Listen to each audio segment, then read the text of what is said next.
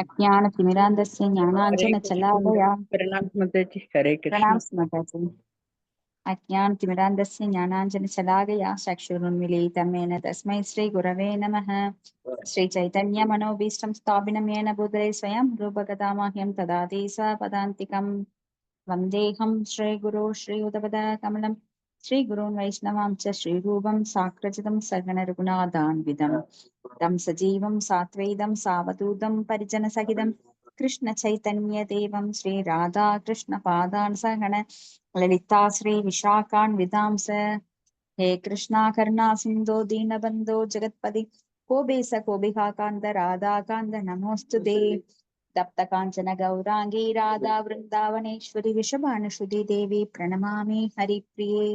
वाञ्छाकल्पतरुभ्यश्च कृपा चिन्तिभ्यो च पतितानां पावनेभ्यो वैष्णवेभ्यो नमो नमः। श्रीकृष्ण चैतन्य प्रभु नित्यानंद श्री अद्वैत गदाधर श्रीवासादि गौरभक्त वृंदा। हरे कृष्ण कृष्ण कृष्ण हरे हरे, हरे राम राम राम हरे हरे। नारायणं नमस्कृत्यं नरं चैव नरोत्तमं देवीं सरस्वतीं व्यासं ततो जयमुदीरयेत्। नष्टप्रायेषु अभद्रेषु नित्यं भागवत सेवया भगवति उत्तमश्लोके भक्तिर्भवति नैष्ठकी। मुहं करोति वाचालं पुङ्गुं लङ्घायते गिरिं यत्कृपातमहं वन्दे गुरुं दीनतारिणं परमानन्दं माधवं श्रीचैतन्य ईश्वरम्। ओम नमो भगवते वासुदेवाय। ओम नमो भगवते वासुदेवाय। ओम नमो भगवते वासुदेवाय। नमो ओम विष्णुपदाय कृष्णप्रेष्ठाय भूतले श्रीमते जयपताक स्वामिनिधि नामिने। नमो आचार्य पदाय निदाय कृपपदायिने गौरगदामदाय नगरग्रामतारिणे। नमो ओम विष्णुपदाय कृष्णप्रेष्ठाय भूतले श्रीमते भक्तिवेदांत स्वामिनिधि नामिने। नमस्ते सारस्वते देवे गौरवाणी प्रचारिणे निर्विशेष शून्यवादी वाचात्य देशधारिणे। His Divine Grace பக்தி வேதாந்த சுவாமி ஸ்ரீல பிரபாதிக்கு ஜெய். இன்னைக்கு हरे कृष्णा மூன்றாவது माताजी। दंडवत ஹரே प्रणाम கிருஷ்ண माताजी। மாதாஜி. தண்டத் பிரணாம் மாதாஜி மாதாஜி. மாதாஜி மூன்றாவது காண்டத்துல ரெண்டாவது புக்கா எந்த புக்குங்க மாதாஜி? முதல் பாகம் மாதாஜி. முதல் புத்தகம் அத்தியாயம் 1 பதம் 27. ஓகே. ஓ இப்பதான் ஆரம்பிச்சிருக்கா. Okay Mataji. Thank you Mataji. Hare Krishna. Hare His Divine Grace பக்தி வேதாந்த சுவாமி ஸ்ரீல பிரபாதிக்கு ஜெய். ஹரே கிருஷ்ண மாதாஜி. प्रणाम माताजी। हरे कृष्णा। प्रणाम माताजी। पदम 27. ஹரே கிருஷ்ணா மாதாஜி. சாந்தி ஹரே சாந்தி மாதாஜி என்னோட தங்கச்சி மாதாஜி. ஹரி போல். வெல்கம் மாதாஜி. ஹரே கிருஷ்ணா. உங்க பக்தி முன்னேற்றத்துக்காக நாங்க எல்லாரும் ப்ரே பண்ணிக்கிறோம். ஹரே கிருஷ்ணா. ஹரே கிருஷ்ணா. கச்சித் குரு நாம். ஹரே கிருஷ்ணா மாதாஜி. ஓகே, ஸ்லோகம் 27. கச்சித் குரு நாம் பரம சுக்ருன்னோ பாமச ஆஸ்தே சுகம் அங்க சௌரி யோ வை ஸ்வஸ்ருணாம் பித்ருவத் ததாதி வரான் வதான் யோ வர தர்ப்பணேன. நான் படிக்கிறேங்க மாதாஜி. படிங்க. மொழிபெயர்ப்பு.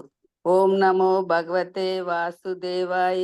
ஓம் நமோ பகவதே வாசுதேவாய. ஓம் நமோ பகவதே வாசுதேவாய. மொழிபெயர்ப்பு. குருக்களின் மிகச்சிறந்த நண்பரும் உதாரண குணமுள்ளவரும் தம் சகோதரிகளுக்கு ஒரு தந்தையை போன்றவரும் தம் மனைவிகளை எப்பொழுதும் மகிழ்ச்சிப்படுத்துபவருமான என் மைத்துனர் நலமா. பகவான் ஸ்ரீ கிருஷ்ணரின் தந்தையான வாசுதேவருக்கு 16 மனைவிகள் இருந்தனர். அவர்களுள் ஒருவரான பௌரவி என்ற ரோகிணி பரதேவருக்கு தாயும் விதுரருக்கு சகோதரியும் ஆவாள். எனவே வாசுதேவர் விதுரருடைய தங்கையின் கணவர் என்பதால் அவ்விருவரும் மைத்துனர்களாவர். வாசுதேவரின் தங்கையான குந்தி விதுரரின் தமையனான பாண்டுவின் மனைவி ஆவாள். அதே முறையில்தான் வாசுதேவரும் விதுரருக்கும் மைத்துனர் ஆவார். குந்தி வாசுதேவருக்கு இளைய சகோதரி ஆவாள். வாசுதேவர் தம் தங்கையான குந்தியிடம் மிகவும் அன்பு கொண்டிருந்ததால் அவளுக்கு எப்பொழுதும் எது தேவைப்பட்டாலும் அதை வாசுதேவர் மிக தாராளமாக வழங்கி வந்தார். வாசுதேவர் ஒரு பொழுதும் தன் மனைவிகளை அதிருப்தி அடைய செய்வதில்லை. அதே சமயம் தம் தங்கை விரும்பியதை அளித்து அவளையும் அவர் திருப்திப்படுத்தினார். குந்தி இளம் வயதிலேயே விதவையானதால் அவளிடம் அவர் விசேஷ அக்கறை காட்டினார். விதுரர் வாசுதேவரின் நலனை பற்றி விசாரிக்கும் பொழுது அவரை பற்றியும் அவரது உறவினர்களை பற்றி அனைத்தையும் நினைவு கூர்ந்தார். ஹரே கிருஷ்ண மாதாஜி. நமஸ்காரம். ஹரே கிருஷ்ணா மாதாஜி. இப்போ நீங்க படிச்சதுல வாசுதேவர்னு படிச்சீங்க. வாசுதேவர் கிருஷ்ணர், வசுதேவர் இது வசுதேவர். ஓகே. வசுதேவர் அப்படின்னா வாசுதேவரோட தந்தை தான் வசுதேவர். அப்ப வசுதேவருக்கு வந்து 16 மனைவிகள் இருந்தாங்க. அந்த காலத்துல ராஜாக்கள் எல்லாம் நிறைய மனைவிகள் வச்சுக்குவாங்க. ஆனா எந்த குறையும் இருக்காது. ஏன்னா ராஜாக்களுக்கு நிறைய செல்வம் இருக்கிறதுனால அவங்களால எல்லா மனைவியும் திருப்திப்படுத்த முடியும். இப்பெல்லாம் 2 மனைவி இருந்தா கூட திருப்திப்படுத்த முடியாது. ஏன்னா ஒரு மனைவிக்கு அதிகமா செஞ்சு இன்னொரு மனைவிக்கு கொஞ்சம் கம்மியானா கூட அங்க சண்டை வந்துடும். ஆனா அந்த காலத்துல வசுதேவர் 16 மனைவிகள் இருந்தாங்க. அவங்களையெல்லாம் ஒரே மாதிரி பராமரிச்சு வந்தார். இப்போ வசுதேவரோட தந்தையான குந்தி தேவி அவங்களுக்கு அவங்க ரொம்ப கருணை கொடுத்தாங்க. ஏன்னா குந்தி தேவி வந்து இளம் வயதிலேயே பாண்டுவான கணவரை இழந்த ஒரு விதவையா இருந்தாங்க. அதனால தமையன் அந்த சகோதரிய நல்லா பாதுகாத்து வந்தார். ரொம்ப அன்பு செலுத்தினார். எது தேவைப்பட்டாலும் ரொம்ப தாராளமா கொடுத்து அவரை திருப்தி அடை செய்தார். அப்ப குந்தி இளம் வயதுல விதவையானதுனால விசேஷமா அக்கறை காட்டுறாரு. இப்ப இங்க வந்து விசாரணை அப்படிங்கிறது நலம் விசாரிப்பது. நீங்க நல்லா இருக்கீங்களா, நீங்க நல்லா இருக்கீங்களா அப்படின்னு யார் பார்த்தாலும் நம்ம கேட்போம். அப்ப நலம் விசாரிப்பது அப்படிங்கிறது பௌதிகத்துல ஒரு ஜட ரீதியாக ஒரு ஃபார்மாலிட்டி. உண்மையில இந்த ஜட உலகம் வந்து துக்காலயம். இங்க துக்கங்களை அனுபவிக்கத்தான் வந்திருக்கிறோம். நம்ம கர்ம பூமியில நாம் செய்த கர்மங்களுக்கேற்ப வினைகளுக்கேற்ப நாம் அதை வந்து திருப்பி பல துன்பங்களை அனுபவிச்சு கொண்டு இங்க இருக்கிறோம். எல்லா வீட்லயும் துன்பம் இருக்கு. ஆனா நாம நலம் விசாரிக்கிறது அப்படிங்கிறது என்னதான் நாம வந்து இன்டெப்தா பார்த்தா, மிக ஆழமாக பார்த்தா அப்படின்னா எல்லாருமே துக்கம் அனுபவிச்சுட்டு இருக்கிறோம். ஆனா இந்த ஃபார்மாலிட்டி ஒருத்தர் பார்க்கும்போது என்னங்கிறோம், நான் நல்லா இருக்கிறீங்களா? உண்மையில யாருமே இங்க நல்லா இல்ல, இருக்கவும் முடியாது. அதுதான் உண்மை. ஏன்னா இது ஜட உலகம். எப்பொழுது வேண்டாலும் காட்டு தீ பற்றி கொண்டே இருக்கிறது. ஒரு பிரச்சனை முடிஞ்சா அடுத்த பிரச்சனை தானா முளைச்சிருது. இல்ல பல பிரச்சனைகளுக்கு இடையில நாம இருக்கிறோம். இங்க எதுவுமே நிரந்தரம் இல்லை. நம்ம உடல் வந்து நிரந்தரம் இல்லாதது. இந்த உடல் எப்ப அழிய போகுது, நாளைக்கா இல்ல அடுத்த நிமிஷமா தெரியாது. ஆனா அதை நாம நிரந்தரம் நம்பிட்டு இருக்கிறது தான் மாயை. அப்ப இந்த மாயையான உலகத்துல நாம எல்லாம் துன்பத்தை தான் அனுபவித்துக் கொண்டிருக்கிறோம். இருந்தாலும் நலம் விசாரிக்கிறோம். ஆனா உண்மையான நலம் விசாரணை அப்படிங்கிறது ஒரு பாகவதர் பக்தர்கள் ஒருத்தருக்கு ஒருத்தர் சந்திக்கும் போது பகவானை பத்தி விசாரிப்பாங்க. அப்போ பகவானை பற்றி நீங்க பாகவதம் எத்தனை படிச்சீங்க, எத்தனை கேண்டோ படிச்சிருக்கீங்க, இன்னைக்கு என்ன படிச்சீங்க, அதுல என்ன தெரிஞ்சுக்கிட்டீங்க அப்படின்னா ஆன்மீக விஷயங்களை பற்றி பேசுவதுதான் உண்மையான நலம் விசாரிப்பு. நீங்க எவ்வளவு ரவுண்ட் சேண்ட் பண்றீங்க, பிரசாதம் எப்படி எடுத்துக்க முடியுதா, இல்ல டிஃபிகல்ட்டா இருக்கா, பக்தி எவ்வளவு முன்னேற்றம் இருக்கு அப்படின்னு பக்தர்களுக்குள்ள ஒருத்தருக்கு ஒருத்தர் விசாரிப்பதுதான் உண்மையான விசாரணை. இந்த நல்லா இருக்கிறீங்களான்னு கேக்குறது உண்மையிலேயே போலியான விசாரணை. ஏன்னா யாருமே இங்க நல்லா இருக்க முடியாதுங்கிறது தான் உண்மை. அடுத்தது பதம் 28. தச்சித்வருதாதிபதிர்யதுனாம் பிரத்யும்ன ஆஸ்தே சுகம் அங்கவீரஹ யம் ருக்மிணி பகவதோ அபிலேபே ஆராத்ய விப்ரான் ஸ்மரமாதி சர்க்கே. ஹரே கிருஷ்ணா மாதாஜி. தெய்வத்திருராச பக்தி வேதாந்த சுவாமி ஸ்ரீல பிரபாத குருதேவ் கி ஜெய். உத்தவா, யதுக்களின் சேனாதிபதியும் முற்பிறப்பில் காம தேவனாக இருந்தவருமான பிரத்யும்னர் நலமா? பிராமணர்களை திருப்திப்படுத்திய ருக்மிணி அவர்களின் ஆசியால் பகவான் ஸ்ரீ கிருஷ்ணரின் மூலமாக அவரை புத்திரனாக பெற்றாள். பொருளுரை ஸ்ரீல ஜீவ கோஸ்வாமியின் கருத்துப்படி ஸ்மரன் காமதேவன் பகவான் ஸ்ரீ கிருஷ்ணரின் நித்திய சகாக்களுள் ஒருவராவார். ஜீவ கோஸ்வாமி இதை தமது கிருஷ்ண சந்தர்ப்பம் என்ற புத்தகத்தில் தெளிவாக விளக்கியுள்ளார். ஹரே கிருஷ்ணா. ஹரே கிருஷ்ணா மாதாஜி. அப்ப பகவான் தன்னை பலவாறாக விரிவங்கம் பண்ணிக்கிறார். அதுல பிரத்யும்னர், அனிருத்தர், வாசுதேவர். அந்த பிரத்யும்னர் யாரு அப்படின்னா காமதேவனோட மறு அம்சம். இப்ப பகவானே தன்னை பலவாறாக விரிவங்கம் பண்ணிக்கிறார்னு பார்த்தோம் இல்லைங்களா? அப்ப பிரத்யும்னர் அப்படின்னா காமதேவனோட ஒரு அம்சம். அப்போ ருக்மணி தேவி அந்தணர்களை திருப்திப்படுத்துறதுனால, ஏன்னா அந்தணர்களை திருப்திப்படுத்துவது இந்த வர்ணாசிர கடமைகள்ல ஒண்ணு. அந்தணர்கள் வந்து பவதி பிக்ஷா தேகி அப்படின்னு சொல்லி எல்லார்கிட்டையும் பிக்ஷை வாங்கி அவர்கள் வாழ்க்கையை கழிப்பார்கள். அப்ப பிராமணர்களுக்கு கொடுக்கப்படும் தானமானது மிக உயர்ந்த தானம்.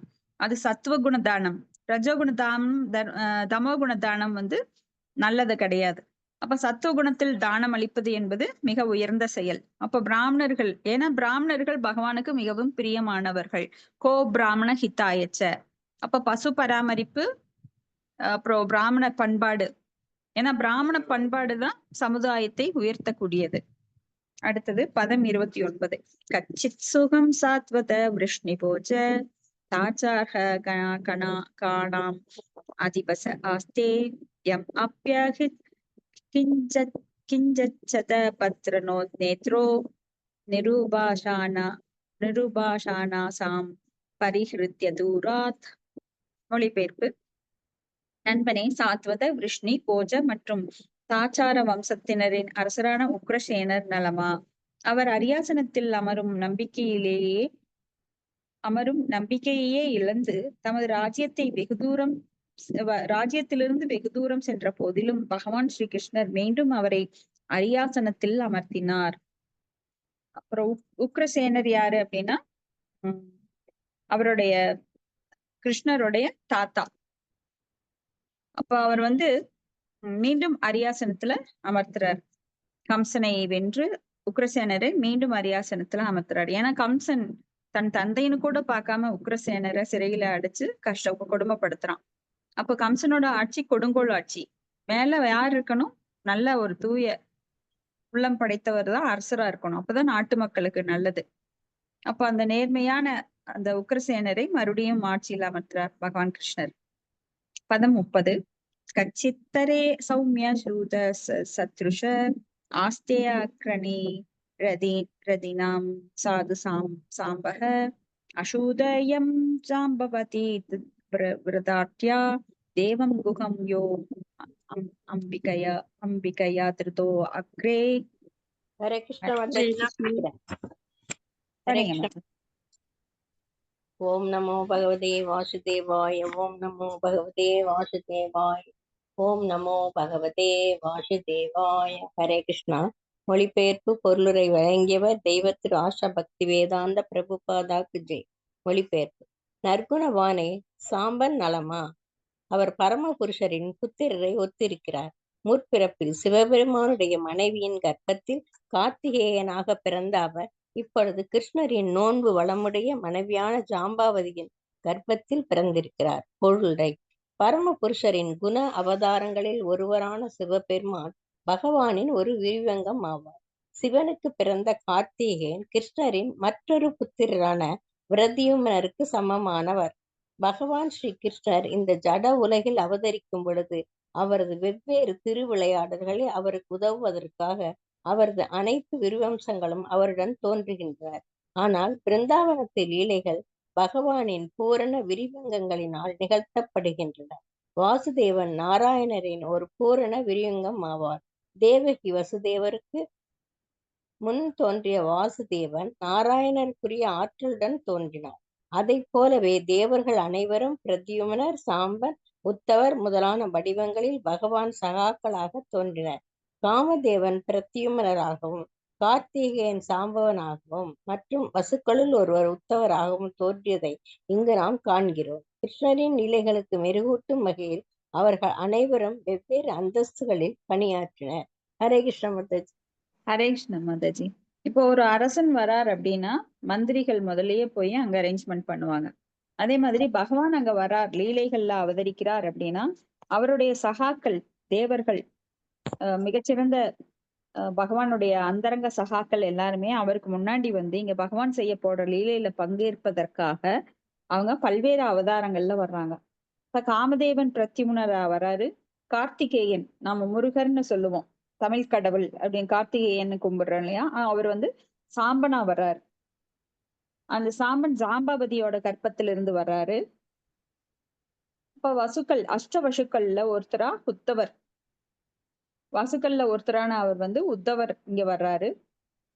இப்படி பகவானுக்கு பணிபுரிவதற்காக, சேவை செய்வதற்காக அந்த தேவர்கள் பல வடிவங்கள் எடுத்து பல்வேறு பெயர்கள்ல அவரோட இங்க லீலைகள்ல பங்கேற்கிறாங்க. இப்ப நாம கூட உயர்ந்த பக்தி, தூய பக்தி பண்ணும்போது பகவானுக்கு சேவை செய்வதற்காக இந்த மாதிரி பல அவதாரங்கள் அவர் கூட வரும்போது நாமளும் எடுக்க முடியும். அதனால பக்தி ரொம்ப வந்து ரொம்ப ரொம்ப முக்கியமானது. ஏன்னா பகவானுக்கு பக்தி பண்ணும்போது மட்டும்தான் அவர்கிட்ட நெருங்கிய நண்பராக, சகாக்களாக நம்மனால இருக்க முடியும். அடுத்தது ஸ்லோகம் 31. க்ஷேமம் ச கச்சித் யுதான ஆஸ்தே யா பால்குணால் லப்த தனூல் ரகஸ்யஹ லேபே ஹன்ய அஞ்சசா தோஜச சேவ்ய இவ கதிம் ததீயாம் யதி யதி பிர்துராபாரம். படிக்கிறேன் மாதாஜி. படிங்க. மொழிபெயர்ப்பு. உத்தவா, அர்ஜுனனிடமிருந்து போர் நுணுக்கங்களை கற்றவரும் பெரும் துறவிகளாலும் அடையப்படுவதற்கு மிக கடினமான உன்னத கதியை அடைந்தவருமான யுயூதானன் நலமா? பொருளுரை. அதோஷஜ எனப்படும் பரம புருஷரின் ஓர் அந்தரங்க சகாவாக மாறுவதே பரகதியாகும். துறவிகளான சந்நியாசிகள் பிரம்மானந்த சுகத்தை அடைவதற்காக குடும்பம், மனைவி, மக்கள், நண்பர்கள், வீடு, செல்வம் முதலான எல்லா பௌதிக தொடர்புகளையும் கைவிடுகின்றனர். ஆனால் அதோஷஜ சுகம் பிரமானந்த சுகத்திற்கும் மேற்பட்டதாகும். மனோதத்துவ கற்பனையாளர்கள் பரம சத்தியத்தின் மீதான தத்துவ கற்பனையினால் உன்னதமான ஒரு வகை ஆனந்தத்தை அனுபவிக்கின்றனர். ஆனால் அந்த சுகத்திற்கும் மேற்பட்டதாக இருப்பது பரம புருஷரின் நித்திய ரூபமான பிரமமத்தியினால் அனுபவிக்கப்படும் சுகமாகும். பௌதீக பந்தத்திலிருந்து விடுபட்ட பிறகு ஜீவராசிகளால் அனுபவிக்கப்படுவது இந்த பிரம்மானந்தமாகும். ஆனால் பரம புருஷராகிய பரபிரம்மன் ஹலாதினி சக்தி எனப்படும் அவரது சொந்த இன்ப ஆற்றலை நித்தியமாக அனுபவிக்கிறார். பிரம்மனை அவரது புற அம்சங்கள் இல்லாமல் கற்றறியும் மனோதத்துவ கற்பனையாளர்கள் பிரம்மனின் ஹலாதினின் ஆற்றலின் தன்மையை இன்னும் கற்றறியாதவர்களாகவே இருக்கின்றனர். சர்வசக்தி படைத்தவரின் பல சக்திகளில் அவரது அந்தரங்க சக்தியின் 3 அம்சங்களும் கூட அடங்கும். அவை சம்பித், சந்தினி மற்றும் ஹலாதினி என்பவனவாகும். பெரும் ஞானிகளும் யோகிகளும் யமம், நியமம், ஆசனம், தியானம், தாரணம் மற்றும் பிராணாயாமம் என்னும் கொள்கைகளை உறுதியாக பின்பற்றிய போதிலும் அவர்கள் பகவானின் அந்தரங்க சக்தியினுள் பிரவேசிக்க முடியாதவர்களாக உள்ளனர். ஆயினும் இந்த அந்தரங்க சக்தியை தங்களது பக்தி தொண்டின் வலிமையினால் பகவத் பக்தர்களால் சுலபமாக உணர்ந்தறிய முடிகிறது. யுயதானன் எப்படி அர்ஜுனனிடமிருந்து யுத்த கலையின் உயர்ந்த அறிவை பெற்றாரோ அதை போலவே வாழ்வின் இப்பூரணத்துவ நிலையையும் அவர் பெற்றார். இவ்வாறாக பௌதீக மற்றும் ஆன்மீக வாழ்விகளில் அவர் முழுமையான வெற்றியை பெற்றவரானார். இதுவே பகவானிடம் பக்தி தொண்டை செய்யும் முறையாகும். ஓம் சத் சத். ஹரே கிருஷ்ணா மாதாஜி. ஹரே கிருஷ்ணா மாதாஜி. தேங்க்யூ மாதாஜி. இப்போ பகவானுக்கு 3 சக்திகள், ஹலாதினி, சம்பித், சந்தினி. அப்போ அந்த ஹலாதினி சக்தி அப்படிங்கிறது அவருடைய அந்தரங்க சக்தி, மிகப்பெரிய உயர்ந்த சக்தி, இன்ப ஆற்றலை கொடுக்கக்கூடியது.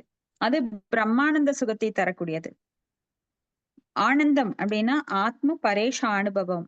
அந்த ஆனந்தம் எப்படி கிடைக்கும் அப்படின்னா அவருடைய அழகிய ஸ்வரூபத்தில், நித்தியமான ரூபத்துல அனுபவிக்கப்படுவது. ஆனா நிறைய கற்பனை தத்துவவாதிகள் என்ன பண்றாங்கன்னா, பகவானுக்கு உருவம் கிடையாது, அவர் வெறும் ஒளிக்கதிர் மட்டுமே அப்படின்னு நினைக்கிறவங்க என்னதான் யம, நியம, ஆச்சன, பிராணயாம, தாரண அந்த மாதிரி அஷ்ட யோகங்கள் பண்ணினாலும் கூட, ஆயிரக்கணக்கான வருடங்கள் இருந்து போராடினாலும் கூட அந்த ஆனந்தத்தை அவர்களால் அனுபவிக்க முடியாது. ஏன்னா அந்த பிரம்ம சுகம் அப்படிங்கிறது கடல்ல ஒரு சொட்டுக்கு சமம். சோ 1000 ஆண்டுகள் இருந்து யம, நியம, ஆச்சன, பிராணயாம, பிரத்யங்காரா, தாரண, சமாதி இப்படி பல நிலைகளை அடைந்தாலும் கூட அவங்க அந்த கடல்ல ஒரு சொட்டு ஆனந்தத்தை தான் அவங்களால அனுபவிக்க முடியும். ஏன்னா அதுல கூட பக்தி கலந்திருக்கு. இருந்தாலும் அது முழுமையான பக்தி கிடையாது. பூர்ணமான நிலையில் இல்லாத காரணத்தினால அவங்களால முழுமையான ஆனந்தத்தை அனுபவிக்க முடியறது இல்லை.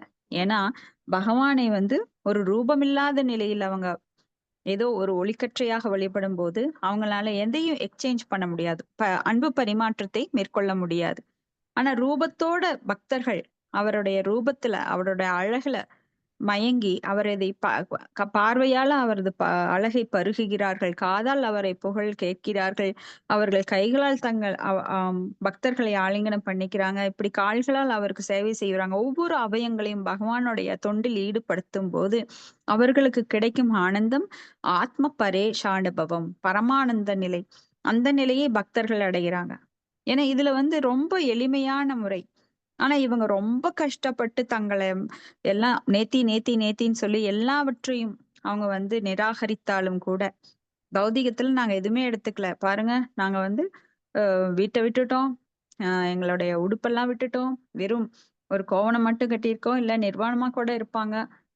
ஆனா மனசுல சஞ்சலம் அடக்க முடியும், ஆனா சில காலத்துக்கு மட்டும்தான். ஆனா அந்த எப்படி ஒரு ஃபோர்ஸா வர்ற ஒரு பைப்பை நாம ஒரு துணி போட்டு அடைச்சு வச்சாலும் அது அந்த துணி பழசாயி இத்து போகும்போது அது ரொம்ப மிக கடுமையா வெளியில அது தாக்கும். அது போல அவங்க மனசுல இருக்கிற காம, குரோத, லோப, மோகம், மதம், ஆச்சரியம் போன்ற உணர்ச்சிகளை தானாக வழிய கட்டுப்படுத்தினாலும் அது ஒரு சமயத்துல அவங்கள தோற்கடிச்சு, அவங்களோட மன வலிமையை தோற்கடிச்சு அது பீறிட்டு வரும்போது அவங்க தோத்து போயிடுறாங்க. அப்ப இதெல்லாம் ரொம்ப கடுமையான நிலையை அவங்க பின்பற்றினாலும் அவங்கனால பகவானுடைய அந்த பேரானந்த நிலை, பகவான்கிட்ட இருக்கிற ஏன்னா பகவானும் நாமும் பிரிந்தவர்கள் கிடையாது. பகவானுக்கும் நம்மளுக்கும் நெருங்கிய தொடர்பு இருக்கு. ஏன்னா பகவானுடைய அங்கத்துணுக்கு நாமெல்லாம் மமைவாம்ச ஜீவலோக ஜீவபூத சனாதன. அப்படி இருக்கும்போது பகவானை விடுத்து நம்மளால எந்த ஆனந்தத்தையும் அனுபவிக்க முடியாது. ஆனா ஆனந்தத்தை தான் எல்லாருமே தேடிட்டு இருக்கிறோம் அந்த உலகத்துல. எங்கே ஆனந்தம், எங்கே நிம்மதி, எங்கே நிம்மதின்னு. அப்ப அந்த நிம்மதி எங்க கிடைக்கும்? போக்தாராம் யக்ஞதபசாம் சர்வலோக மகேஸ்வரம் சுக்ருதம் சர்வபூதானாம் ஞாத்வாமாம் சாந்தி ருச்சதிம். அந்த அமைதி பகவானிடமிருந்து கிடைக்குது. அப்ப பகவான் அவருடைய அங்க துணுக்குகளா நாம அவருக்கு சேவை செய்யும் போது எப்படி ஒரு உடலானது அந்த அங்கங்கள் உடலுக்கு சேவை செய்யும் போது திருப்தி அடைகின்றதோ, அப்ப தனியா அந்த கை போய் நான் சாப்பிட்டு நானே எல்லாம் பண்ணிக்கிறேன், அந்த உடல்ல இருந்து நான் துண்டிச்சுக்கிறேன், நான் ஏன் இந்த உடலுக்கு சேவை செய்யணும்னு பொறாமப்பட்டா அதனால அனுபவிக்க முடியாது. அப்ப எல்லா அங்க உறுப்புகளும் உடம்போட ஒத்துழைக்கணும். அது போல பகவானுடைய அங்க உறுப்புகளான நாம் பகவானுடன் ஒத்துழைத்தால் மட்டுமே இன்பத்தை அடைய முடியும்.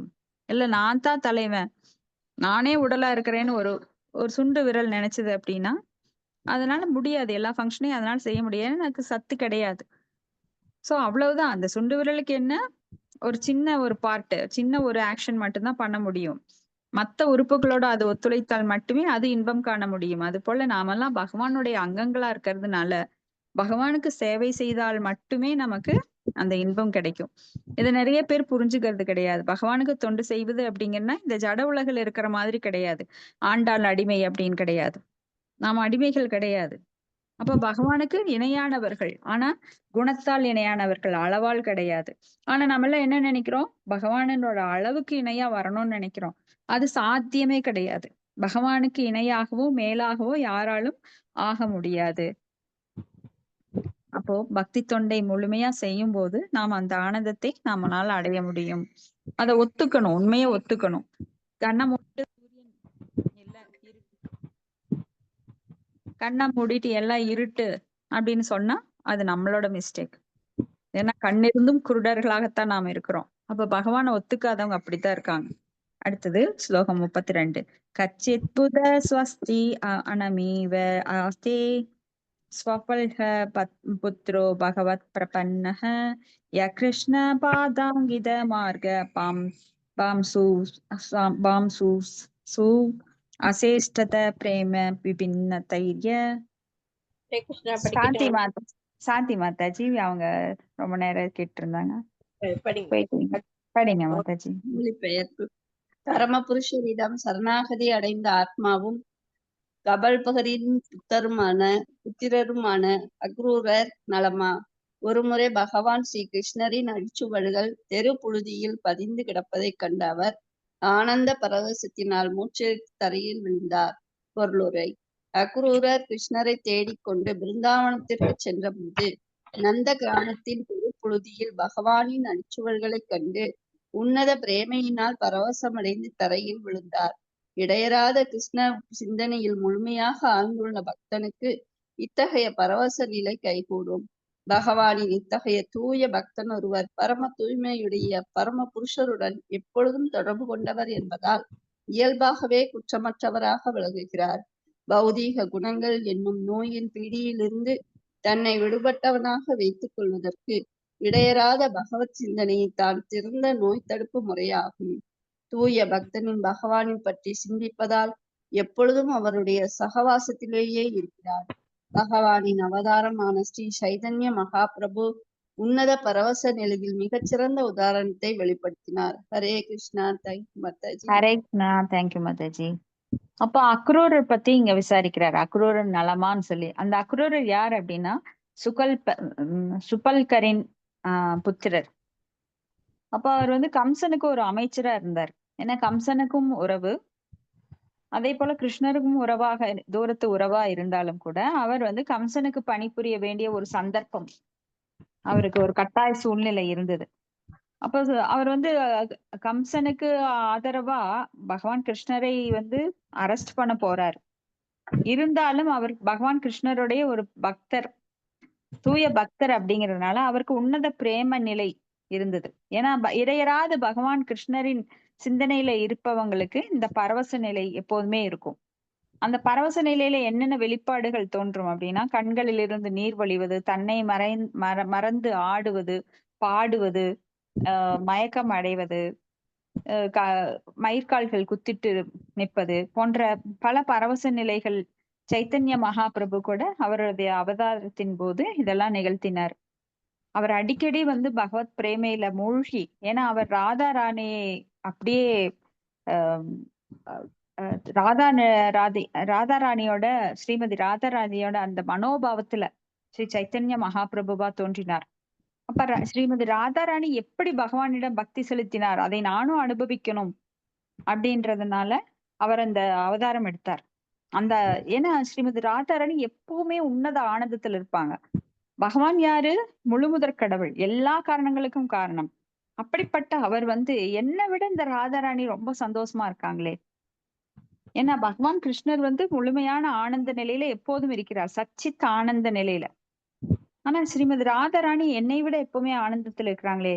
அப்ப அவங்க நிலையில போய் நான் பார்த்தாதான் எனக்கு தெரியும் அப்படின்னு சொல்லி ஸ்ரீ ராதா ராணியோட மனோபாவத்தை ஏற்றுக்கொண்டு அவர் சைத்தன்ய மகாபிரபுவா வந்து பகவானிடம் அவ்வளவு ஒரு பக்தி செலுத்தி அவர் வந்து அந்த பரவச நிலையா தானும் அனுபவிச்சார். இப்போ நீங்க எப்படிங்க சந்தோஷமா இருக்கீங்க நாம சிலர் பார்த்து கேட்போம் எப்பவுமே. ஏன்னா அவங்க உள்ளத்துல கள்ளம், கபடம், போட்டி, பொறாமை போன்ற தீய குணங்கள், பிறரை குற்றம் சொல்லுவது, இந்த மாதிரி எதுவுமே இருக்காது. எதுவும் எதிர்பார்ப்பு இல்லாம பௌதியத்திலிருந்து விடுபட்டவர்களாலதான் அப்படி இருக்க முடியும். அப்ப அவங்க நிலையை நாம அனுபவிக்கணும்னா நாமும் அதே நிலைக்கு போனாதான் நாம அனுபவிக்க முடியும். இப்போ ஒரு குலோப்ஜான் இருக்கு, சாப்பிட்டா ரொம்ப இனிப்பா இருக்குங்க, அவங்க ரொம்ப மகிழ்ச்சியா சொல்றாங்க. அந்த மகிழ்ச்சி உங்களுக்கு கிடைக்கணும்னா நீங்களும் குலோப்ஜான் சாப்பிடணும் எடுத்து. இப்ப பக்தர்கள் அதான் சொல்லுவாங்க, நாங்க பாகவதம் படிக்கிறோம், ரொம்ப நிம்மதியா இருக்குங்க, ரொம்ப என்ஜாய் பண்றோம், அந்த 1 மணி நேரம் போறதே தெரியறதில்ல, ரொம்ப ஃபாஸ்டா போயிருது அப்படின்னு நாம சொன்னா மத்தவங்களுக்கு புரியாது.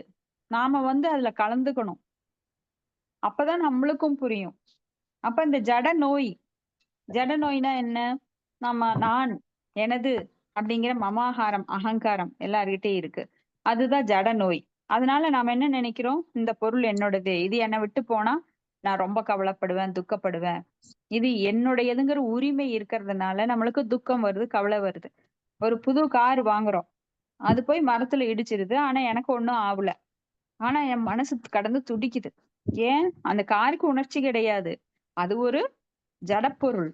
ஆனா அந்த காரை அடிச்சதுல என் மனசு ரொம்ப வலிக்குது, வேதனைப்படுற, பிரஷர் ஏறிடுச்சு, சிலருக்கெல்லாம் அட்டாக்கே வந்துரும். ஏன்னா அந்த பொருள் மேல் இருக்கின்ற பற்று. அப்ப அந்த பற்று அறுக்கணும் அப்படின்னா எதுவுமே என்னோடது கிடையாது அப்படிங்கிற ஒரு எண்ணத்தை நம்மளுக்கு, எல்லாம் பகவானுடையது, சர்வம் கிருஷ்ண அர்ப்பணம், என்னை சுற்றி இருக்கிறது என்னுடைய இந்த உடல், நான் பெற்ற இந்த உடல். அதனாலதான் அடியேன் அப்படின்னு சொல்லுவாங்க. ஸ்ரீ வைஷ்ணவ சம்பிரதாயத்துல பாத்தீங்கன்னா, நீங்க கோயிலுக்கு போனீங்கன்னா அடியேன் அப்படின்னு சொல்லிக்குவாங்க.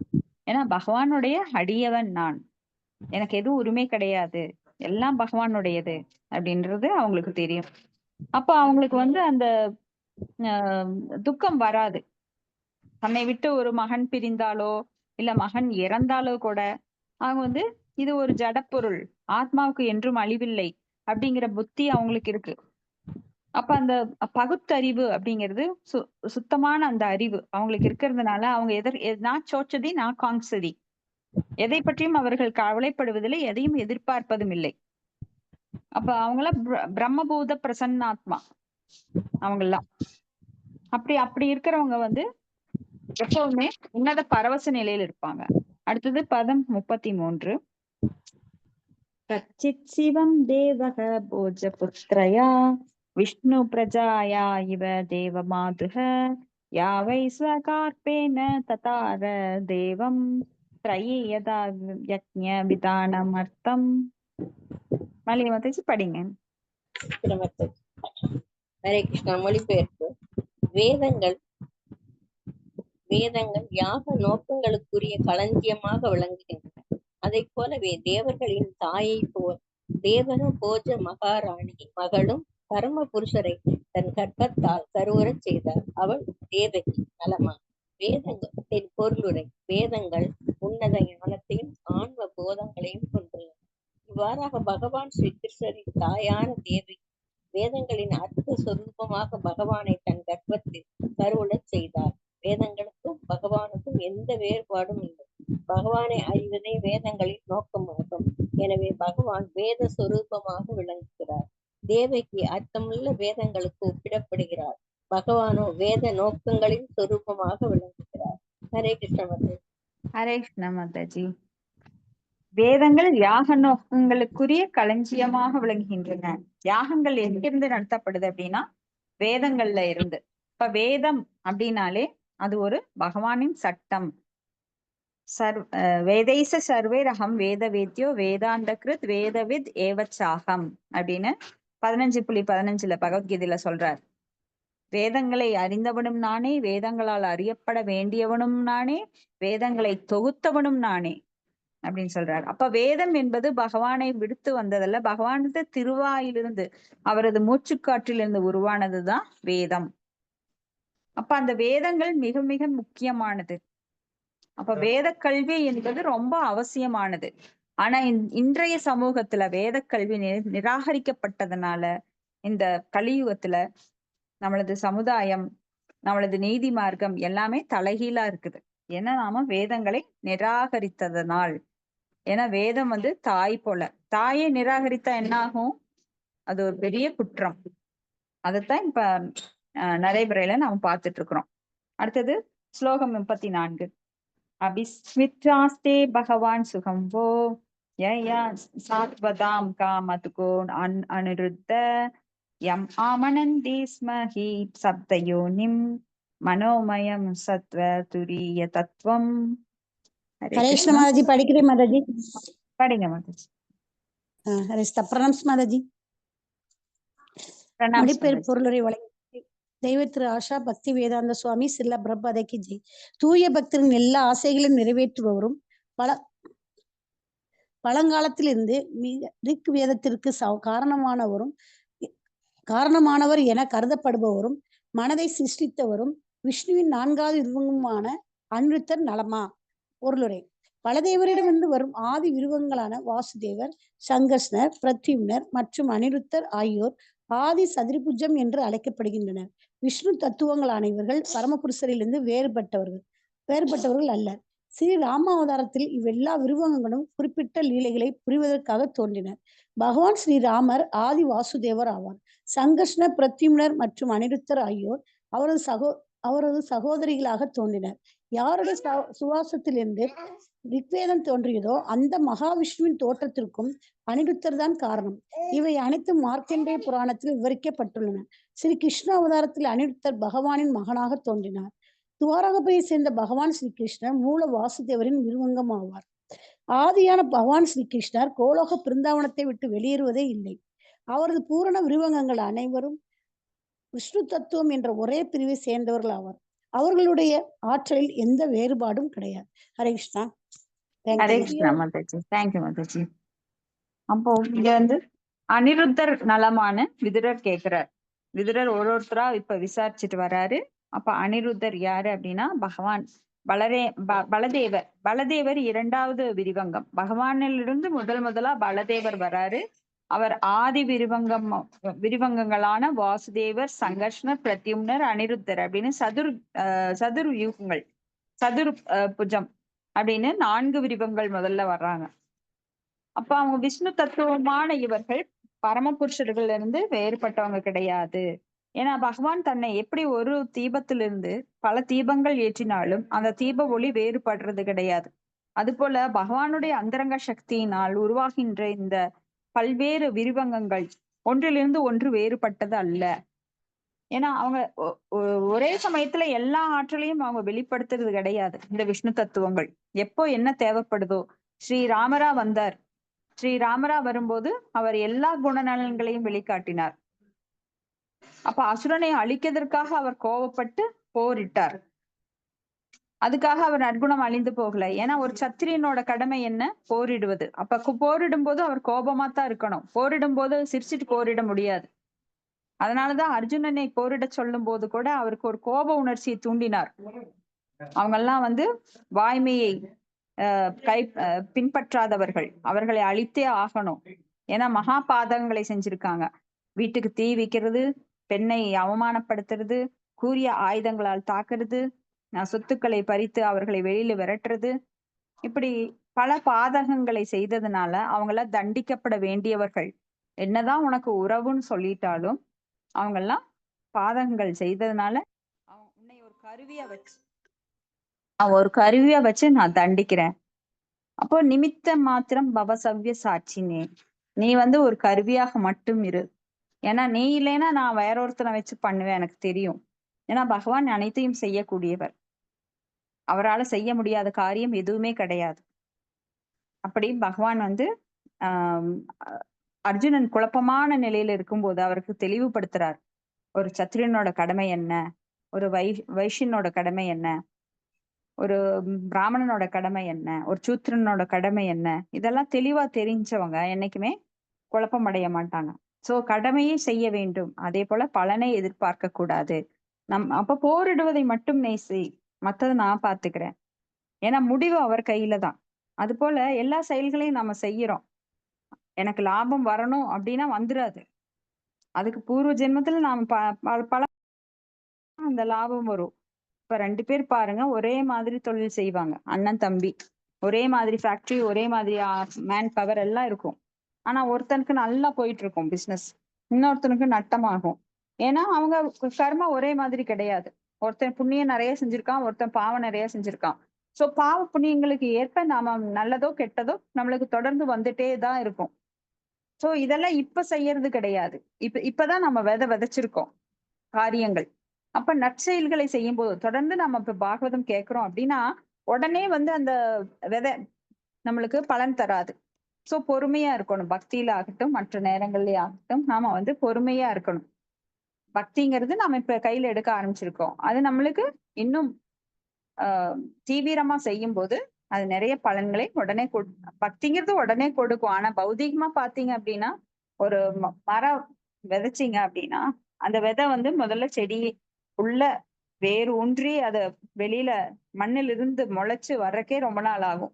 அப்புறம் அது செடியாகி, அப்புறம் மரமாகி, அப்புறம் பூ பூத்து, காய் காய்த்து, அப்புறம் பழமாகி, அதை சாப்பிடறதுக்கு எவ்வளவு நாள் ஆகுது. அப்ப நம்ம இப்பெல்லாம் நம்ம பக்தி பண்றோம், அத உடனே அந்த பக்தியோட பலனை அனுபவிக்கணும் அப்படிங்கிற நோக்கத்துல பண்ணக்கூடாது. சோ அது தானா கிடைக்கும். நாம் செய்கின்ற எப்படி நன்மை தீமைகள் நமக்கு தானாக கிடைக்கிறதோ, அப்ப போன ஜென்மத்துல பண்ணதான் இப்ப அனுபவிக்கிறோம். அப்ப இப்ப நல்ல ஒரு செயல்களை செய்யும் போது அதை பின்னாண்ட கண்டிப்பா அனுபவிப்போம். நேகாபிக்கிரமன் ஆஸ்தோஸ்தி பிரத்யவாயோ நா வித்தியதே ஸ்வல்பம் அப்பியசிய தர்மசிய திராயதோ மகதோ பயாத். அப்ப ஜட செயல்கள்ல நீங்க என்னதான் சம்பாதிக்கிறதுக்காக, கோடிக்கணக்கான சம்பாதிக்கிறதுக்காக கடுமையான உழைப்பை போட்டாலும் மறுபடியும் நீங்க மேடு பள்ளம் மாறி மாறி வருது. நம்மளுக்கு எப்பவுமே பணக்காரர்களாக இருக்க முடியாது. மறுபடியும் அவங்க பள்ளம் வரும்போது மறுபடியும் நஷ்டமாகும். அப்படி இன்பம் துன்பம் மாறி மாறி வரும். அப்ப பௌதிகத்துல அப்படி இருக்கிறச்ச ஆன்மீகத்துல அப்படி கிடையாது. என்ன சின்ன செயல் செய்தாலும் பக்தி புண்ணியம் உங்களுக்கு தொடர்ந்து அது வந்து பெரிய நன்மையை கொடுக்கும் அப்படின்னு பகவான் சொல்றாரு பகவத்கீதையில. சோ எப்பொழுதும் இந்த சிரவணம் கீர்த்தனத்தில் ஈடுபடும் போது அது நம்மளுக்கு பெரும் நன்மையை கொடுக்கும். ஆனா மக்கள் என்ன சொல்றாங்க, எங்களுக்கு நேரம் இல்ல. நேரம் இல்லைங்கிறது ஒரு போலி சாக்கு. ஏன்னா சாப்பிடறதுக்கு 3 நேரம் இருக்குது, நம்மள அலங்காரம் பண்ணிக்கிறதுக்கு குளிக்கிறதுக்கு நேரம் இருக்கு, மற்ற ஜட செயல்கள் செய்ய நேரம் இருக்கு. நிறைய பேர் நேரம் இல்லைன்னு சொல்லிட்டு டிவில நாடகங்கள் பார்த்துட்டு இருப்பாங்க.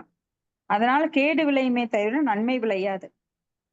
அப்ப கேடு விளைவிக்கும் பௌதிக செயல்களுக்கு நேரம் ஒதுக்குறவங்க ஏன் இந்த ஆன்மீக செயலுக்கு ஒதுக்குறது இல்லைன்னா அது அறியாமை.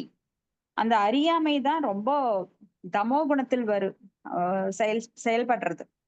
தமோ குணத்துல அந்த அறியாமை அகற்றுவதற்குரிய வாய்ப்பை நமக்கு பல வழிகள்ல பகவான் தர்றார். நம்மளுக்கு பக்தர்கள் சங்கத்தை தர்றாரு, கிரந்தங்களை நம்ம கையில தர்றாரு. பகவத்கீதை, பாகவதம் போன்ற கிரந்தங்களை படிப்பது கேட்பது எல்லாம் புண்ணிய செயல். ஆனா நம்மளுக்கு நன்மை தரக்கூடிய செயல்களை மறுத்துட்டு மாயையோட பிடியில இருந்துட்டு நாம் வேற மற்ற பௌதிக காரியங்களை சொகம் அப்படின்னு செய்யறோம். ஆனா அந்த சொகமே நம்மளுக்கு வந்து தீங்கா மாறுது. அப்போ மூத்தோர் சொல் முதல்ல எப்படி இருக்கும், கசக்கும் பின்னர் இனிக்கும். அது மாதிரி பாகவதம் வந்து முதல்ல பாகவதம் பகவத்கீதை பக்தர்கள் சங்கம் முதல்ல எல்லாம் இது என்னப்பா போர் அடிக்குது. ஆமா, ஏன்னா முதல்ல வேற செயல்கள்ல தவறான அபிப்பிராயத்தோட ஈடுபட்டு இருந்தவங்களுக்கு இது வந்து பௌதிக நோயோட இருக்கிறவங்களுக்கு என்னதான் கரும்பு ஜூஸ் தந்தாலும் இனிக்காது. அப்ப அந்த மாத்திரை வந்து கசக்கத்தான் செய்யும். இப்போ மாத்திரையை நாம தெரிஞ்சோ தெரியாமலோ சாப்பிடுறோம். நீங்க லேப்ல போய் கெமிஸ்ட்ரி லேப்ல போய் இந்த மாத்திரையில என்னென்ன கெமிக்கல் ஆட் பண்ணிருக்காங்க அப்பதான் இந்த மாத்திரை சாப்பிடுவேன் அப்படின்னு நீங்க நினைக்கிறது இல்ல. அது போல இந்த பாகவதம் பகவத்கீதை தெரியலனா கூட நம்ம காதால கேட்கும் போது அதனுடைய தாக்கம் எப்படி மருந்த நாம தெரியாம சாப்பிட்டாலும் கூட இப்ப தலைவலி வருது, நீங்க அந்த மருந்தை பிரிச்சு அதுல என்னென்ன இருக்கு தெரிஞ்சாதான் நான் தலைவலிக்கு சாப்பிடுவேன் அப்படிங்கிறவங்க யாரும் கிடையாது. சாப்பிட்ட உடனே உங்களுக்கு தலைவலி போயிருது. அது போல இந்த பாகவதம் தெரிஞ்சு கேட்டாலும் தெரியாமல் கேட்டாலும், பகவத்கீதை தெரிந்து கேட்டாலும் தெரியாமல் கேட்டாலும் தொடர்ந்து அது வந்து நம்ம அந்த மாத்திரை போடும்போது என்ன ஆகுது, நம்மளுக்கு அந்த நோய் குணமாகுது. அது போல இந்த பௌதிக நோயை போக்குவதற்கு ஒரே வழி என்ன, தொடர்ந்து பாகவதம் கேட்டுக்கொண்டே இருக்க வேண்டும். அஹைதுகி அப்பிரதிகதா ஆத்மா சூப்பர் சீததி. அப்ப அந்த ஆத்மாவுக்கு சூப்பர் சீததி ஆனந்தத்தை கொடுக்கக்கூடியது எதுனா பாகவதம் பகவத்கீதை போன்ற கிரந்தங்கள். இப்ப பகவான் வந்து பிராணர்கோ அதுனோதிதக அப்படின்னு பிராணங்கள் வடிவாக சப்த வடிவமாக இந்த கலியுகத்தில் அவதாரம் பண்ணியிருக்கார். ஏன்னா பகவான் தான் மிகவும் தூய்மையானவர். நம்மள தூய்மையற்ற நமது உணர்வுகளை தூய்மைப்படுத்தக்கூடியவர். அதனாலதான் தொடர்ந்து அவரை பற்றியே கேட்டுட்டே இருக்கணும், பேசிட்டே இருக்கணும். ஏன்னா அது தவிர வேற வழியே கிடையாது. அப்போ இங்க வேதங்கள் சொரூபமாக பகவான் இருக்கிறார். அப்போ அவரது பூர்ண விரிவங்கள் அனைவரும் விஷ்ணு தத்துவம் என்ற ஒரே பிரிவை சேர்ந்தவர்கள். ஏன்னா விஷ்ணு தத்துவம் வேற, ஜீவ தத்துவம் வேற, பக்தி தத்துவம் அப்படின்னு நிறைய தத்துவங்கள் இருக்கின்றது. அப்ப விஷ்ணு தத்துவம் அப்படிங்கிறது அவரது அந்தரங்க சக்தியின் விரிவங்கம். அவரிலிருந்து வேறுபட்டவர்கள் கிடையாது. எப்படி ஒரு தீபத்திலிருந்து நிறைய தீபம் ஏற்ற மாதிரி பகவான் பல அவதாரங்களை தன்னை பலவாறாக விரிவங்கம் பண்ணிக்கிறார். அடுத்த ஸ்லோகம் 35. அபிஸ்வித்வித்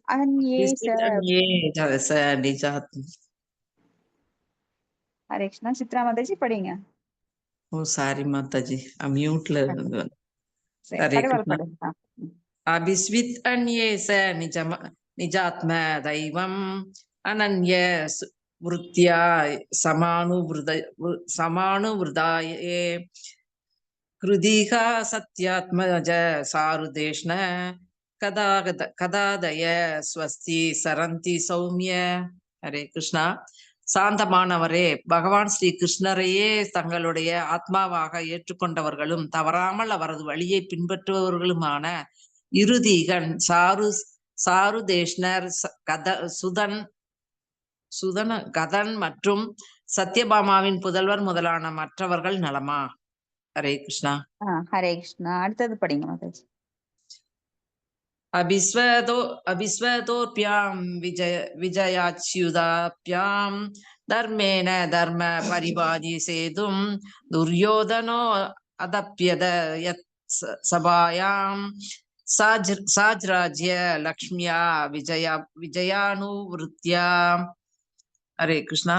மேலும் சமய கோட்பாடுகளுக்கேற்ப யுதிஷ்ட மகாராஜன் இப்பொழுது ராஜ்யத்தை பரிபாலிக்கிறாரா என்பதை பற்றியும் நான் கேள்வி எழுப்ப விரும்புகிறேன். கிருஷ்ணரும் அர்ஜுனரும் யுதிஷ்டரின் இரு கரங்களைப் போலிருந்து அவரை பாதுகாத்து வந்ததால் துரியோதனன் முன்பு பொறாமை தீயில் கருகிக் கொண்டிருந்தான். பொருளுரை.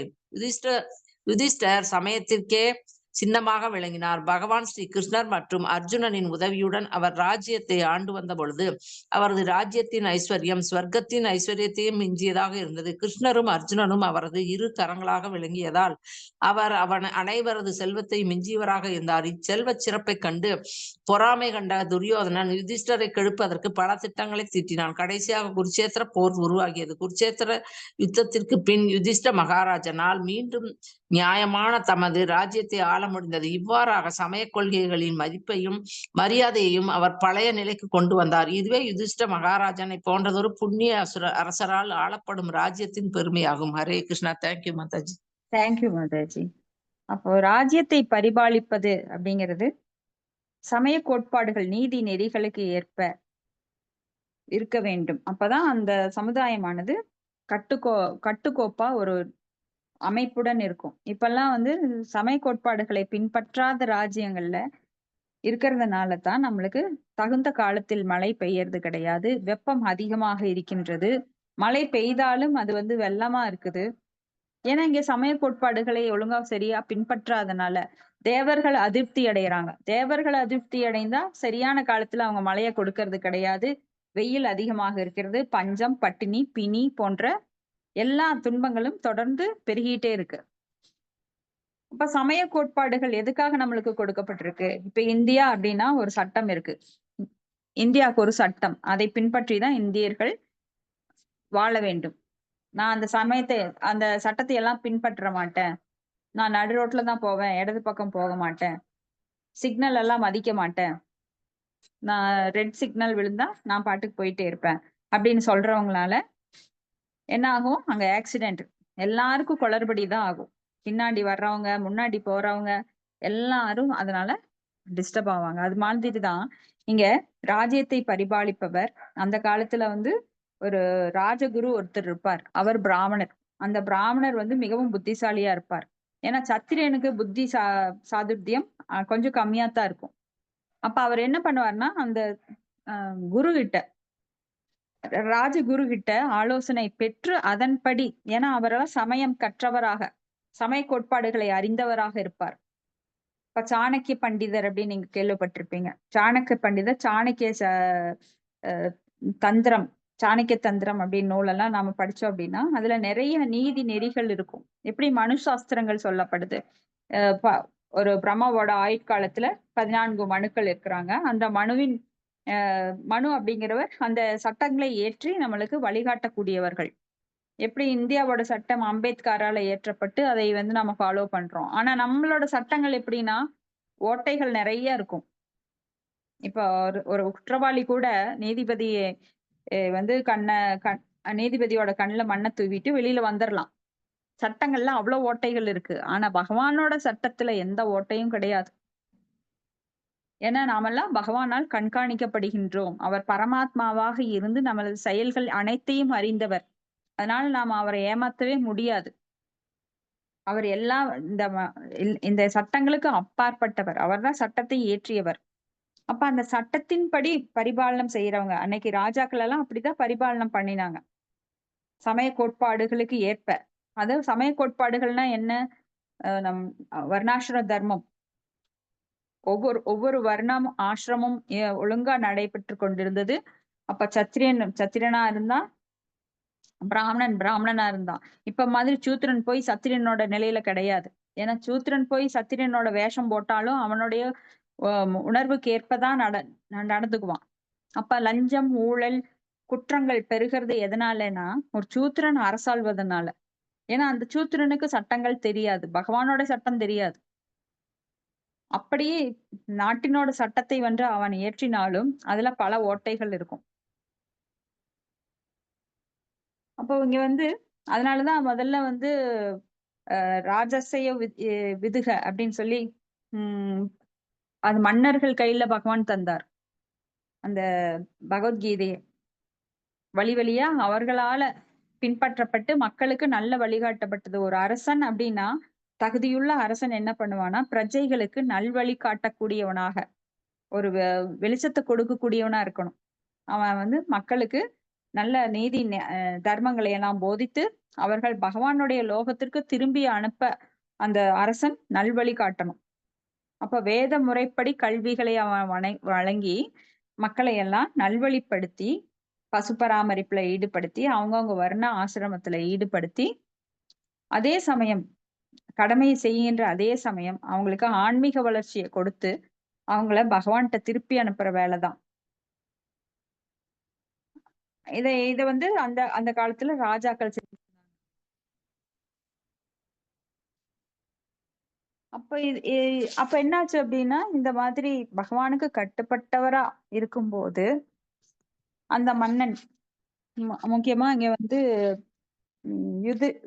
யுதிஷ்டர் அந்த மாதிரி பகவானுக்கு கட்டுப்பட்டு பகவானுடைய நெருங்கிய நண்பரா உறவினரா எல்லாம் இருந்து அவர் வந்து ஆட்சி செலுத்துறதுனால அவருக்கு செல்வம் தானாக எல்லாம் அமையப்பெற்றது. ஆனா இதை கண்டு பொறாமை கொண்ட துரியோதனன் என்ன பண்ணான்னா அவங்களுக்கு ரொம்ப தீங்கிழைச்சிட்டே இருந்தான். அப்ப துரியோதனன் மனசுல இருக்கிற அந்த களங்கம் அவனை மட்டுமல்ல அவன் ராஜ்யத்தையும் அவனிட்டு இருந்து அந்த இயற்கை சட்டம்ங்கிறது பகவானுடைய சட்டம். அந்த பகவானோட சட்டத்தினால தண்டிக்கப்பட்டு தன் ராஜ்யத்தையும் இழந்தான், தன்னுடைய அனைத்தையும் இழந்தான். ஆனா யுதிஷ்ட மகாராஜர் அர்ஜுனன் போன்றவங்க எல்லாம் பகவானுடைய சகாக்களா இருந்ததுனால பகவானுக்கு என்றும் பக்தி செய்ததுனால அவங்கள காட்டுக்குள்ள இருந்தா கூட ரொம்ப சந்தோஷமா ஆனந்தமா இருந்தாங்க. அவங்களுக்கு கவலையே கிடையாது. ஏன்னா ஒரு பக்தன் என்றும் கவலைப்படுவதில்லை. நான் சொச்சதி நான் காங்ஷதி. பக்தனுக்கு தெரியும் தனக்கு வருகின்ற எல்லாம் பகவானுடைய இஷ்டத்தினாலதான் வருது. கவலை அவனுக்கு கஷ்டம் வந்தாலும் பகவானுடைய கருணை, இல்ல நல்லது நடந்தாலும் அது பகவானோட கருணைன்னா நினைச்சுக்கிறான். பகவானை தவிர்த்து அவனுக்கு வாழ்க்கையில வேற எதுவுமே ஞாபகம் இல்லை. அதனால அவன் கஷ்டப்படுறதே கிடையாது. அடுத்தது பதம் 37. கிம்வா கிருதாகேஷ்வம் அகம் அத்யமர்ச்சி பீமம் அஹிவத் தீர்க்கதமம் வியமுஞ்சத் யஸ்யாங்கிரீபாதம் ரணபூர்ண ஷேஹே மார்க்கம் கதாயாச்சரதோ விசித்திரம். ஹரே கிருஷ்ணா. யார் படிக்கிறீங்க? நான் படிக்கிட்டேங்க மாதாஜி. படிங்க மாதாஜி. மொழிபெயர்ப்பு. வெல்ல முடியாதவனான நாகம் போன்ற பீமன் பாவிகளின் நீண்ட நான் விரோதத்தை பழி தீர்த்து கொண்டானா? போர்க்களத்தில் பீமன் அடியெடுத்து வைத்த பொழுது அவனுடைய கதாயுதத்தின் அற்புதமான சுழற்சியை கூட எதிரிகளால் பொறுத்து கொள்ள முடியவில்லை. பொருளுரை. பீமனின் பலத்தை விதுரர் நன்கு அறிந்திருந்தார். போர்க்களத்தில் புகுந்த பீமனின் நடையும் அவரது யுதத்தின் சுழற்சியும் எதிரிகளால் பொறுத்து கொள்ள முடியாததாக இருந்தது. சக்திமிக்க பீமன் நீண்ட காலமாக திருதராஷ்டிரனின் மகன்களுக்கு எதிராக எந்த நடவடிக்கையையும் எடுக்கவில்லை. அடிபட்ட நாகத்தை போன்ற தன் கோபத்தை பீமன் பழிதீர்த்து கொண்டாரா இல்லையா என்பதுதான் விதுரரின் கேள்வி. நீண்ட கால கோபத்துக்கு பிறகு ஒரு நாகம் தன் விஷத்தை வெளிப்படுத்துமானால் அதற்கு பலியானவர்களால் உயிர் பிழைக்க முடியாது. ஹரே கிருஷ்ண மாதாஜி. ஹரே கிருஷ்ண மாதாஜி. அப்போ இங்க விதுரரோட கேள்வி மறுபடியும் பீமனை நோக்கி வருது. ஏன்னா பீமன் வந்து மிகுந்த பலசாலி, 100 யானைகளோட பலம் கொண்டவர். இன்னைக்கு யானைகள் மாதிரி கிடையாது. அன்னைக்கு வந்து அந்த யுகத்துல யானைகள் இதை விட பெருசா இருந்தது, பலம் மிக்கதா இருந்தது. அப்ப பீமனும் வந்து ரொம்ப உயரமாக ஜெய்ஜாண்டிக்கா நல்லா ஹெல்த்தியா இருப்பார். அப்ப பீமன் வந்து எதிரிகள் பார்த்து அஞ்சக்கூடிய அந்த ஒரு பீம் அப்படின்னு சொல்லுவான், தூண் மாதிரி ரொம்ப உயரமா ஜெய்ஜாண்டிக்கா மிகுந்த தேஜஸா ஒரு பக்தனாக எல்லா நற்குணங்களும் பெற்றவராக இருந்ததுனால அவரை கண்டாலே எதிரிகள் வந்து பயம் வந்துடும். ஏன்னா அவரை வந்து சிறு வயதுல பாலகனாக இருக்கும்போது அவர் கூட்டிட்டு போய் தண்ணியில தள்ளி விட்டுட்டாங்க. துரியோதனன் அவரோட சகோதரர்கள் எல்லாம் அவருக்கு விஷம் கொடுத்து தண்ணியில தள்ளி விட்டுட்டாங்க. அப்ப அவர் வந்து அந்த நீருக்கடியில யமுனை நதி, அந்த நதிக்கு அடியில போறப்போ அந்த நாகர்கள் லோகம் அங்க போறாரு. அங்க போகும்போது அந்த நாகர்கள் லோகத்துல இருக்கிற தேவர்கள் வந்து ரொம்ப ரொம்ப கைண்டா அவங்க வந்து பீமனை ட்ரீட் பண்றாங்க. ஏன்னா அவங்க வந்து உறவினர்கள் கூட ஆகுறாங்க. ரொம்ப நண்பர்களா இருக்கிறாங்க அரசருக்கு. யுதிஷ்டருக்கெல்லாம், பாண்டுவுக்கு அவங்கெல்லாம் நண்பர்களாகவும் உறவினர்களா இருக்கிறதுனால பீமனுக்கு அந்த விஷத்தையே 100 யானை கொண்ட சக்தியோட அளவா அவங்க மாற்றி கொடுத்து பீமனை கொண்டு போய் பத்திரமா விட்டுறாங்க. அப்ப பீமன் வந்து பிறக்கிறப்பவே பலசாலி. ஏன்னா அவர் வாயு புத்திரன்.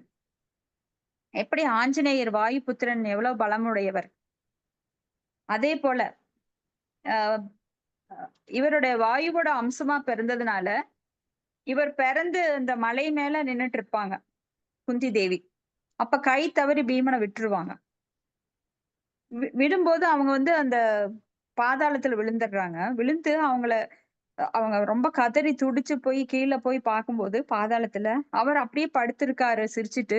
ஆனா அந்த பாறை உடைஞ்சு கிடக்குது. அப்ப பிறக்கும் போதே அவ்வளவு ஒரு பலசாலி. இப்ப வந்து மீண்டும் அந்த 100 யானைகள் பலத்தை அவங்க வரமா தரும்போது ரொம்ப ரொம்ப பலசாலி ஆயிடுறாரு. அப்படிப்பட்ட அந்த பீமன் எப்படி இருக்கிறார் அப்படின்னு விதுரர் கேள்வி கேட்கிறார். அடிபட்ட நாகத்தை போன்ற தன் கோபத்தை பீமன் தீர்த்து கொண்டாரா? ஏன்னா எப்பவுமே பீமன் வந்து ஒரு அவருக்கு செய்கின்ற அந்த தீய செயல்களை எல்லாம் மனசுல வச்சிட்டு இருப்பார். நான் ஒரு நாளைக்கு உங்களுக்கு திருப்பி பழி வாங்கத்தான் போறேன். அதுவும் பாஞ்சாலி அப்படிங்கிற திரௌபதிய அவங்க வந்து மானவங்கப்படுத்தும் போது அவர் வந்து நான் கண்டிப்பா அந்த துரியோதனோட தொடையை கிழிப்பேன் அப்படின்னு சபதம் எடுத்துக்கிறார். அந்த ரத்தத்தை வந்து பாஞ்சாலியோட தேக அந்த கூந்தல்ல நான் வந்து தடவி அந்த போரை முடிப்பேன். உன்னை கொன்னு அந்த ரத்தத்தை எடுத்து அவ முடியல முடிச்சப்புறம் தான் அவ கூந்தல முடிவா. அது வரைக்கும் அவ தலைவிரி கோலமா தான் இருப்பா. அதனாலதான் தலைவிரி கோலம் அப்படிங்கறது அமங்கலம்னு சொல்லுவாங்க. அந்த காலத்துல இந்த மாதிரி தலைவிரி கோலம் அப்படின்னா ஒரு துக்க வீட்டுல தலைவிரி கோலமா இருப்பாங்க. கூந்தல முடியாம இருப்பேன். இன்னைக்கு எல்லா பெண்களும் வந்து கூந்தல விரிச்சு விட்டுதான் இருக்காங்க. அது காலம் செய்த கோலம். ஓகே, அடுத்தது பதம் 38 நாளைக்கு பார்க்கலாம். இது வரைக்கும்